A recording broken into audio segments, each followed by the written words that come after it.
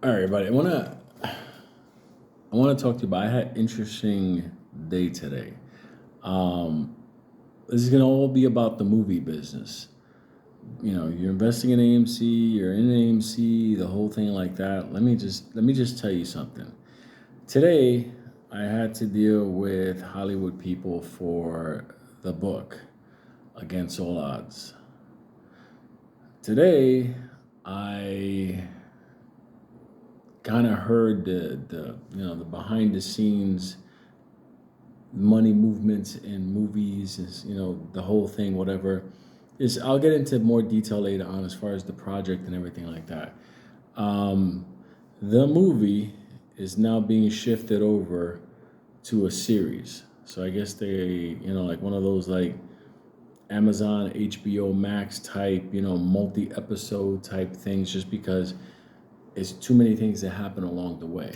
Okay, that's not my thoughts on it. Like I said, that's the director type, that entire world. But let me just explain, what does that have to do with the whole AMC thing. Okay. You see how movies wind up going to movie theaters like AMC? Well, I heard something today that I said to myself, oh my God, this is the death of the movie theater. Because I'll explain to you the reason why. To put the movie Against All Odds into the movie theaters as a movie, it's a good amount of money that has to be put together to put together the pilot, the whole pitch, the whole thing, and present it over to the producer, the studio, and then they make it into a movie, then it's distributed in the movie theaters. So there's a lot of money that has to be moved all along. Um, you know, which was going to put me in a situation of like speaking to certain hedge fund people, that I know, to obviously put together, several million, like to back up the movie and stuff like that, which is not bad. It was lucrative because you get a cut of it, no kinds of stuff. I'm like, all right, that's cool. But then I heard something interesting, and I was like, oh my God, this is the death of the movie theater. But you don't have to raise $1 in a multi-series episode that runs, let's say, like on a Netflix or Amazon Prime or anything. You may be wondering why. It's real simple. Because the streaming service, is flush with cash from the members paying, so they can finance movie productions, multiple episodes and series. They're flush with cash. So writers, okay, which is what technically I'm considered now, are and their team are going towards the streaming services for multiple episodes or mini film multi-episode movies, because now they don't have to raise money. Now the streaming services are flush with cash because every month people are paying for the service and that money's there, and in order for them to continue getting that money, they have to buy content, which is the story to make it into a movie. So I just saw that. Not, no, I saw it. I was involved in it today. The discussion of everything, the next step to take the book to the screenplay to putting it to the producer, and like I said, the director of the whole process.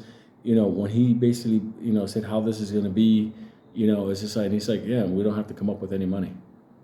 And as a money guy, as a numbers guy, as a street guy, as a finance guy, I can tell you something. Immediately, while I was in the conversation in the Zoom, my brain said, "Holy shit!" That means we're going to start seeing less and less big blockbusters unless the studios do them themselves, and more towards the streaming service in the future, because the finances, the money of it, is in the streaming services. Think about that for a second in the future of AMC after this whole debacle going forward. Now, people like going to the movies. I get it.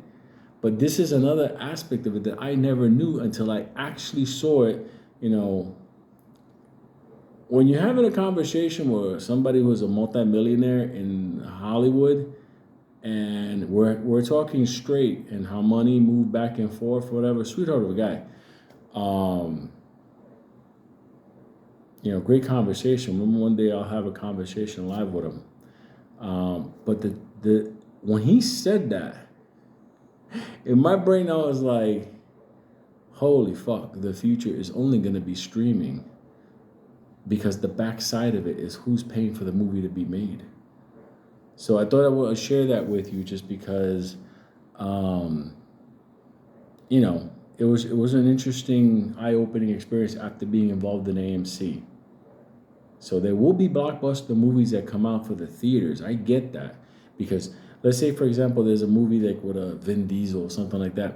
Those kind of movies, they got the money to put into, so that's why they do Fast and Furious number 75, whatever. It's because they continue doing the same cookie cutter, box cutter type thing, like the Marvels or Spider-Man 78, because these are things where money can go to it and it's like a proven cookie cutter stuff and they'll do it. That's why there'll be Star Wars a zillion years from now. But as far as new things coming out, new cinema, new concept, things taking people in different directions, whatever, the streamings are getting that. It's a pretty interesting world when you look at it from that point of view. Okay? And especially dealing with people, Hollywood people that are not popcorn. And popcorn's a distribution guy because of the theaters. Do you understand? Because of the theaters. He likes to be like with the stars. Like, look, I'm there with my sweater. Fuck that motherfucker. I'm just telling you what Hollywood in the future of Hollywood and how everything is set up, how it is. So, pretty interesting stuff. I still am not a Hollywood person. I'm not a movie person. I'm not any of that type of stuff. And when I told him today, this is not my world. This is not how it is.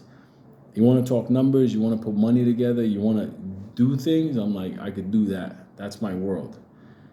But when it comes time to like this murky whatever, yeah, that's not me. But I just wanted to let you guys know exactly how streaming is more of a viable future for movies than the actual theater. And it's not based on what you want. It's based on who's paying to get the movies and the series made. Who would think, huh? J-Loves.